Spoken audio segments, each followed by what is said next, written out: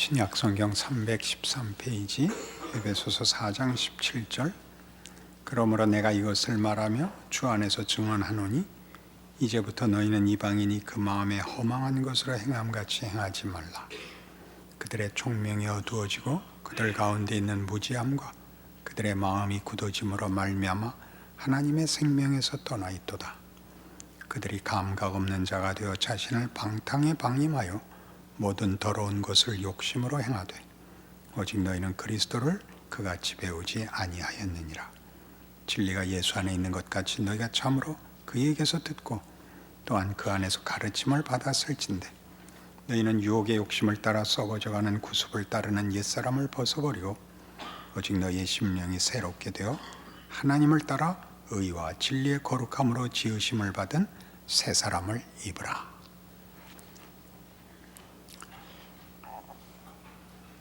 우리는 에베소서가 1장에서 이미 하고 싶은 얘기를 다 했다는 것을 압니다. 하나님이 태초에 예수 안에서 우리를 목적하시고 그 기쁘신 뜻을 이루기로 했습니다.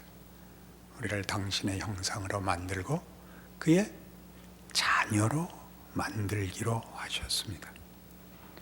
그리고 그 일이 우리의 배신과 죄악된 선택으로도 우리가 경험을 했고 그 모든 것을 넘어서 하나님이 그의 성실한 약속을 이루시는 예수 안에서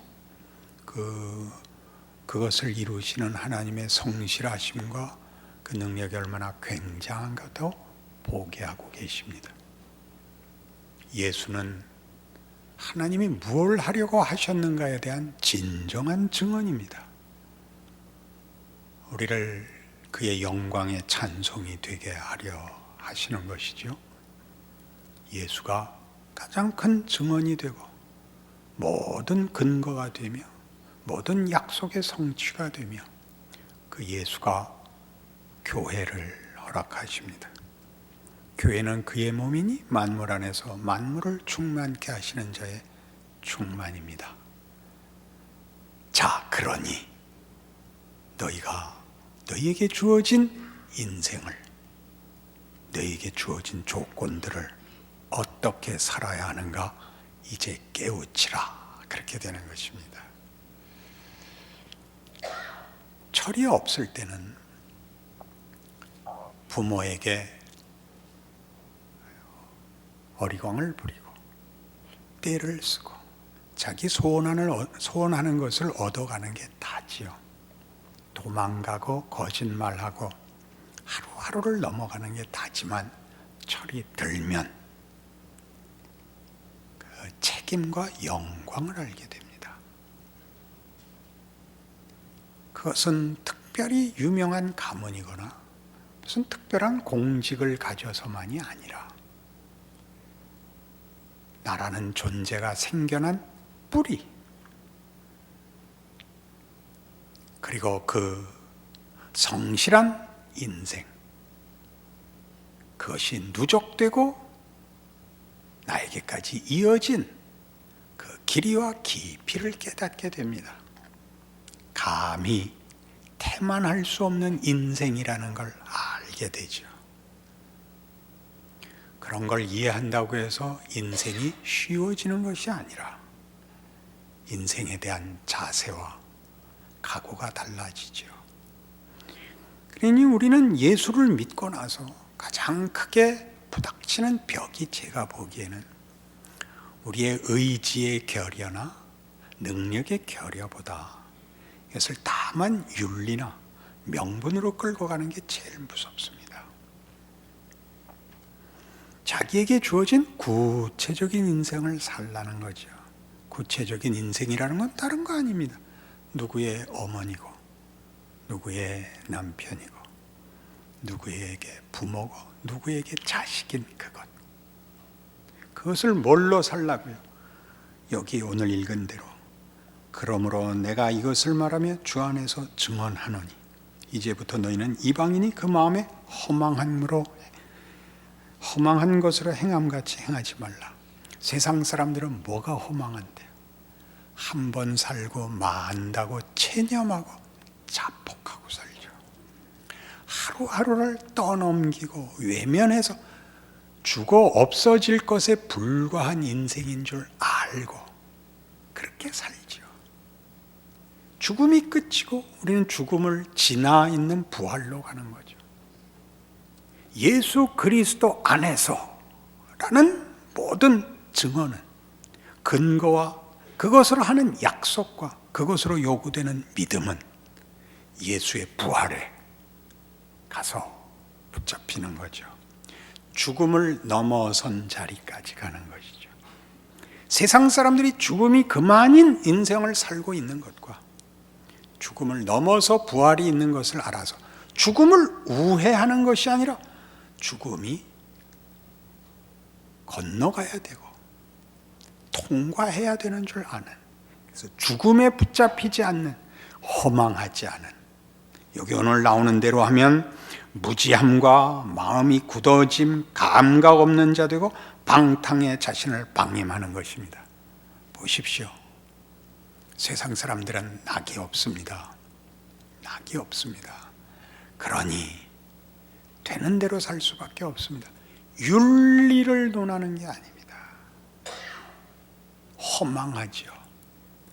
목표가 없고 목적지가 없습니다. 초점을 모을 데가 없습니다. 우린 다르지요.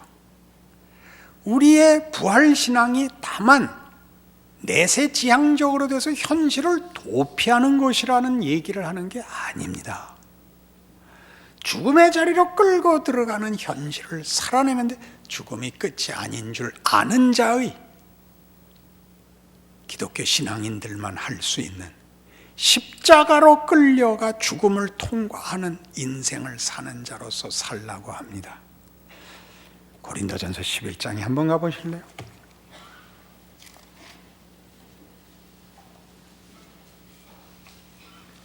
고린도전서 11장 23절입니다.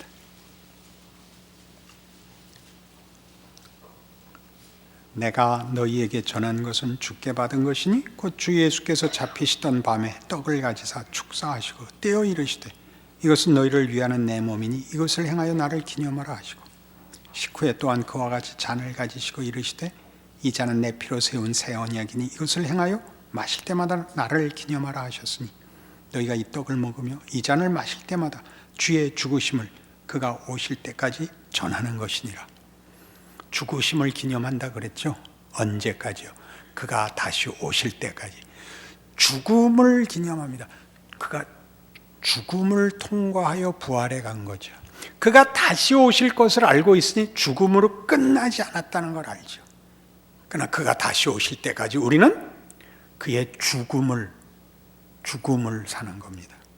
이 세상을 사는 동안 죽음을 겁을 내지 않고 죽는 길을 걸어 들어갈 것입니다.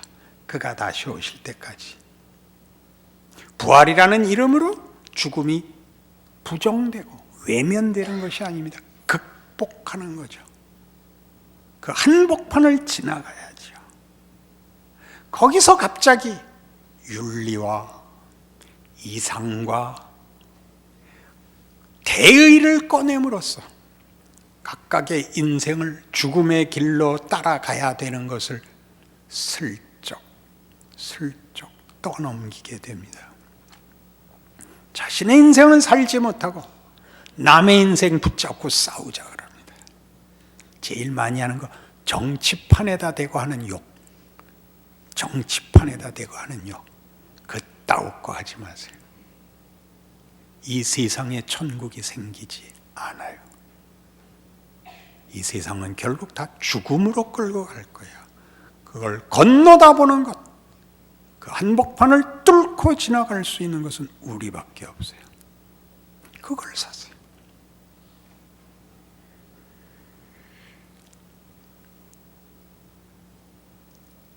예수를 믿는 사람들에게서 나타나는 대표적인 약점, 본인의 인생을 감수하지 못하는 것이죠. 그것이 힘들다는 것을 부정하는 것이 아니라 뭘 잘못했을까라고 생각한다는 거죠. 내가 뭘 잘못해서 어려울까? 아니요. 죽어야 되는 길을 가기 때문에 하루 지날수록 희망이 보이는 것이 아니라 죽음이 분명해지죠. 일단 나이가 먹잖아요. 원하든 원치 않든 신앙이 좋아지든 말든 해마다 나이를 먹어서, 우리 농담 삼아 하는 말, 떡국 한 그릇 먹으면 한 살씩 더 먹어서, 떡국은 1년에 한 번만 먹는 것, 안 먹으면 나이를 안 먹는 것, 그딴 소리가 어디 있어요. 그럼 우리는 그렇게 슬쩍슬쩍 외면하죠. 나이가 먹어서 나이 먹고 건강해지는 사람은 없습니다. 깊어질 수는 있어요. 죽음으로 끌려가는 현실, 세상이 만드는 그 막다른 결론을 기꺼이 들어가죠. 거길 통과해서 부활로 간다는 것을 아니까. 부활신앙을 갖고 있기 때문에 죽음을 통과하지 않아도 되는 면제는 없습니다. 그게 에베소서 4장 얘기입니다. 저들의 허망한 것, 저들의 방탕에 방임한 것, 뭐죠? 자폭, 체념, 변명, 보복, 이런 것들 다 아닙니다. 누구 때문에 그 일이 없었으면 이런 것들 아닙니다. 아무래도 좋다는 얘기를 하는 거 아니라는 거 아시죠? 그걸 어떻게 할래? 어떻게 이해할래? 어떻게 감수할래? 라고 묻습니다. 기독교가, 교회가, 신앙인이 자기 인생 하나를 쩔쩔매면 누가 와서 은혜를 나누자 그러겠습니까? 어떻게 하는 게 넉넉한 거냐고요?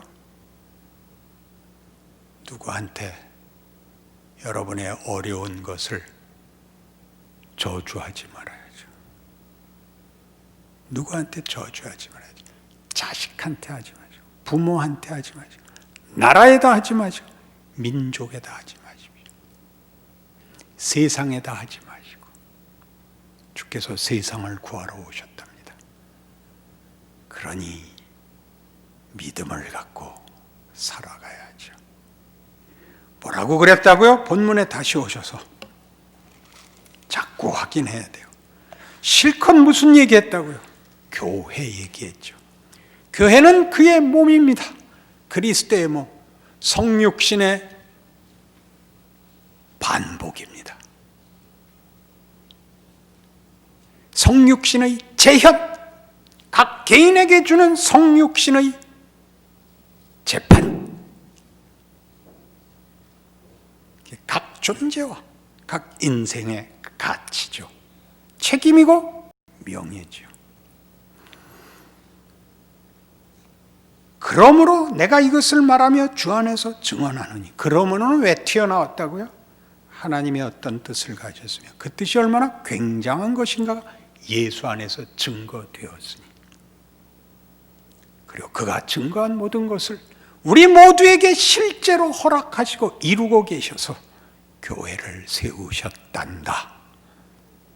그러니 너 자신의 존재와 네 인생을 이 믿음과 이해 안에서 기억하라.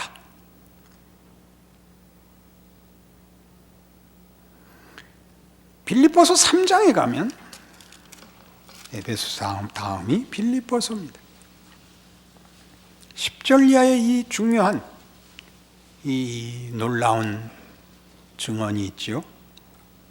내가 그리스도와 그 부활의 권능과 그 고난의 참여함을 알고자 하여 그의 죽으심을 본받아 어떻게 해서든지 죽은 자 가운데서 부활에 이르려 하노니, 내가 이미 얻었다 함도 아니요 온전히 이루었다 함도 아니라 오직 내가 그리스도 예수께 잡힌 바 된 그것을 잡으려고 달려가노라. 아까 뭐라 그랬다고요? 신자의 모든 생애는 성육신의 반복, 연장, 재판이다 그랬죠. 그리스도 예수께 잡힌 바 된 그것을 잡으려고 쫓아가노라. 어디서부터? 그의 죽으심을 본받아 부활의 자리까지. 신자들 모든 생애와 존재 속에 하나님이 반복하시는 증언, 경험, 성취입니다. 그것이 여기 오늘 본문에서 얘기하는, 뭐라 그랬다고요? 에베소서 4장 본문에 그러므로 내가 이것을 말하며 주 안에서 증언하노니 이제부터 너희는 이방인이 그 마음에 허망한 것으로 행함같이 행하지 말라.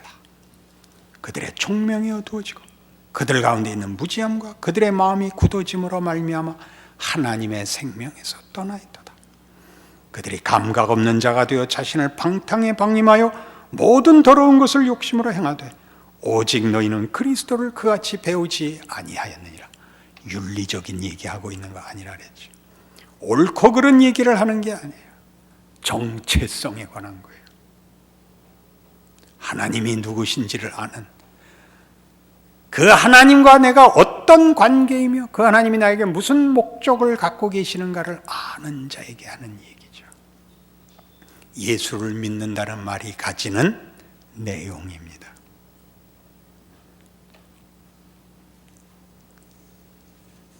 우리는 이 문제를 로마서 6장에서 이렇게 사실 바울의 증언을 들었었습니다.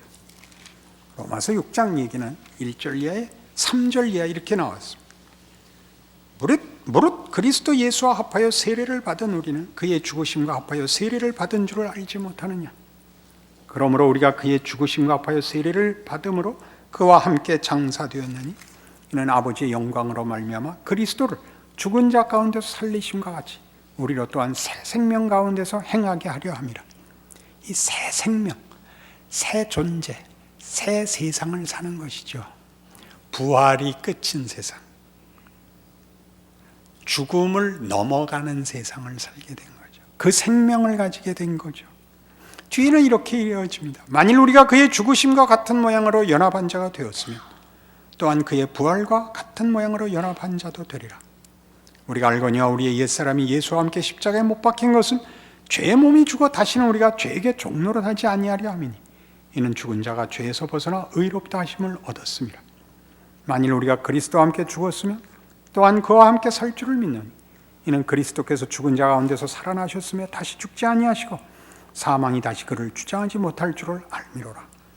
그가 죽으시면 죄에 대하여 단번에 죽으시며 그가 살아계심은 하나님께 대하여 살아계심이니 이와 같이 너희도 너희 자신을 죄에 대하여는 죽은 자요 그리스도 예수 안에서 하나님께 대하여는 살아있는 자로 여길지어다. 하나님 없으면 사망이 끝이고 하나님이 있으면 사망을 넘어가는 거죠. 너희가 누군지 알겠느냐 그렇게 얘기합니다. 죄가 주장하지 못하는 건 다만 윤리적인 얘기가 아니라니까요. 누가 최종 권력을 잡고 있느냐의 문제입니다. 사망이 궁극적 권세자냐 하나님이냐. 하나님이 예수 안에서 보이신 것은 뭐냐? 그가 죽었으나 죽음을 뒤집으셨다는 사실이죠. 부활 소망을 가진다는 것이 죽음과 고통을 면하는 것이 아니라 그 한복판을 뚫어서 만드는 하나님의 싸움이라면, 하나님의 방법이라면, 예수 안에서 그것이 하나님의 영광이라고 증언됐다면 우리 성도들도 당연히 그 길을 따라가야 한다. 그것이 신자들의 책임일 뿐만 아니라 영광이란다. 그렇게 얘기하는 거죠. 어디서 자꾸 놓친다고요? 안 해도 좋을 고생을 한다 해서 걸리는 거죠. 안 해도 좋을 고생을 한다. 언제 어디서 어떻게 태어났으면 제일 좋았겠습니까? 그 유명한 링컨 부인도 불만이었고 모든 유명한 사람들 그 자신이 행복했던 사람은 없습니다. 위대했던 사람들만 있죠. 그의 어떤 장애를, 그의 불행을, 그의 짐을 기꺼이 감수한 자들을 우리가 위인이라고 그럽니다. 세상은 위인을, 업적을 남긴 사람을 위인이라 그러고, 성경과 교회에서는 믿음으로 자기 인생의 짐을 감수한 자를 위인이라고 그럽니다. 그런 차원에서 바울은 자신을 뛰어나다고 절대 묘사하지 않고 자기가 모든 성도들의 한 예에 불과하다고 얘기합니다. 언제나 그렇게 얘기하죠. 만삭되어나지 못한 자, 죄인 중에 괴수. 그가 얼마나 우리의 현실과 우리의 이해와 가까이 자신을 이해하고 있는가를 기억하십시오. 그가 가진 명성을 탐하는 바람에 바울이 잣대가 되어 나는 무능하다, 나는 아무 쓸모가 없다 하는데 붙잡혀서 그렇게 해서 자폭하지 마시고, 체념하지 마시고, 분노하지 마시고, 보복하지 마시고, 변명하지 마시고, 설명하다가 허망한 인생을 살지 마시고 자기 자신의 길을 걸으십시오.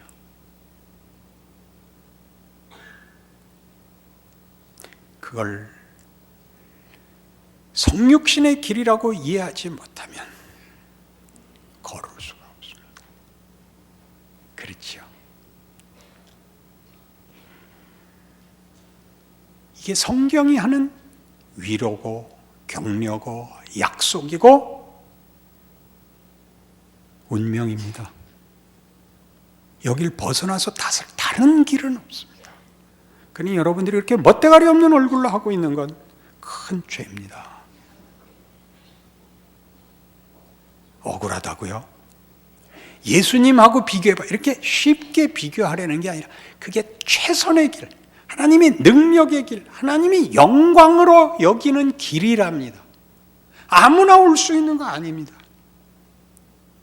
제일 쉬운 거 자살이죠. 고통을 면하는 제일 쉬운 방법 자살. 그 다음에 자살한다고 협박하는 거. 너 왜 그러냐고 소리 지르는 거. 제일 쉽습니다. 그게 제일 쉽죠. 집에 가서 생각해 보세요. 이 길 아닌 길은 허무해요. 소리를 지르고 싸움에서 이겨도 남는 게 없잖아요. 본인에게 유익이 되는 게 없어요. 성질 부린 것은 유익이 되는 게 없어요. 누구를 잡으면 본인에게 유익이 되는 게 없어요. 은혜가 없다고요. 돌아와 자기 짐을 지십시오. 자기를 하나님 앞에 세우십시오. 자기 인생을 믿음으로 정리하셔야 됩니다. 그것 아니고 모든 것은 헛된 것입니다. 모든 것은 헛된 것입니다. 세상이 부추기는 방법입니다. 다시 본문으로 돌아와서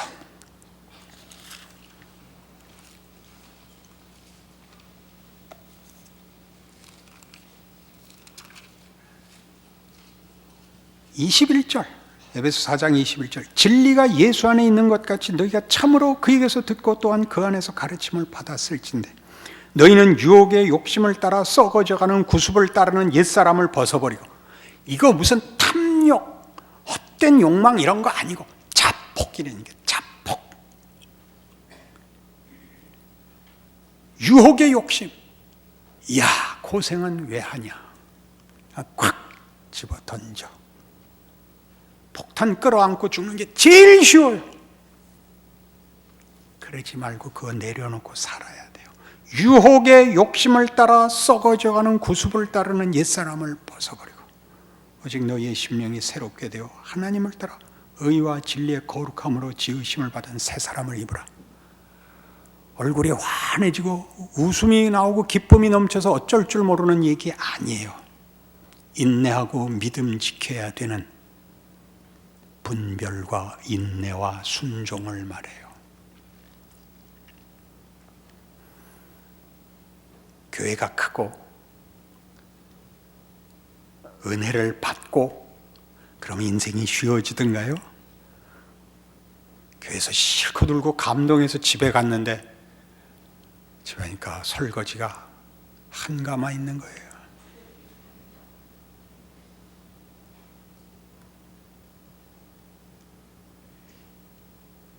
그 인생을 살아내셔야죠. 그게 뭔지 알아야죠.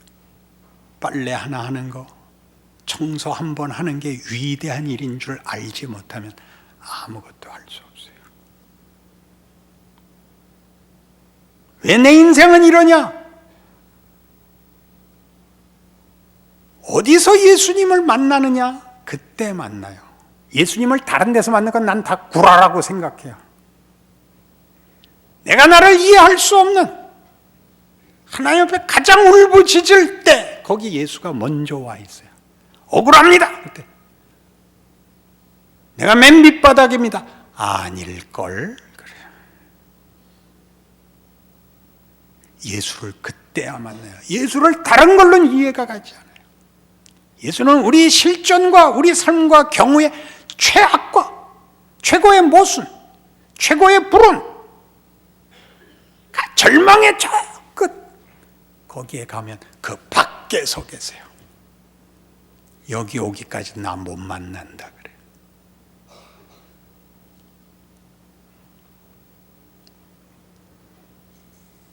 그래서 여러분을 익명으로 집어넣으시면 안 돼요. 신앙이라는 이름, 믿음이라는 이름, 무슨 선행이라는 이름, 그런 걸로 이렇게 집어넣으시면 안 돼요. 이상과 소원, 기도, 성경 읽기, 봉사, 이런 말들에다 집어넣으시면 안 돼요. 그건 여러분을 이해하고 정리하는 방법이지, 여러분의 삶은 여러분이 구체적으로 살아내야 되는 거예요. 이 대의 명분이 큰 걸 논할수록 익명 속에 들어가요. 그의 대의만 나오고 그 자신, 그의 인생, 그의 존재의 가치와 유익, 책임, 그 정체성의 구체성은 자꾸 없어져요. 대의로 넘어가서 자꾸 도망가요. 구체적인 삶에서 도망가요. 그러지 마세요.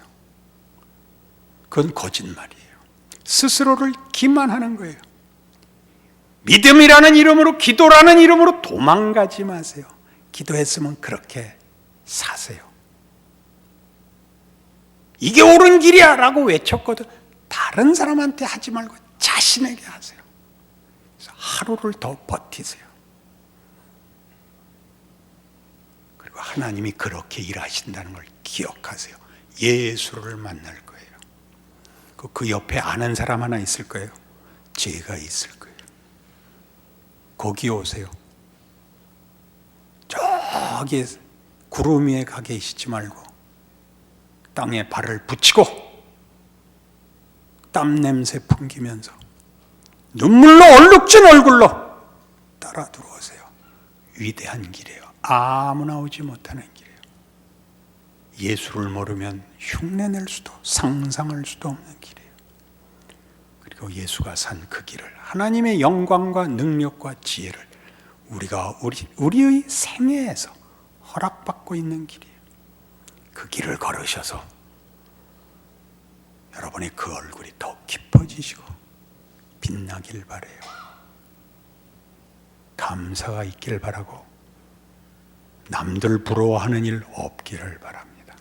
기도하십시다. 하나님 아버지 은혜를 감사합니다.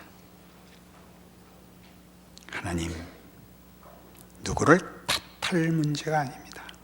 나와 내 자리, 내 인생, 내 경우, 나의 불운, 억울함, 고난, 짐, 불안과 유혹, 의심, 이런 것들 모두 묶어서 오늘 하루를 견딥니다. 예수께서 걸으신 그 길인 줄 알고요. 거기서 하나님 일하십니다. 죽음까지 내몰아야 죽음을 엎을 수 있죠. 우리의 인생을 주께 맡겨야 우리가 울고 우리가 못 참았던 날들을 뒤집을 수 있죠. 그 자리까지 내려갈 수 있고 순종할 수 있고 승리할 수 있게 하여 주시옵소서. 예수님 이름으로 기도합니다.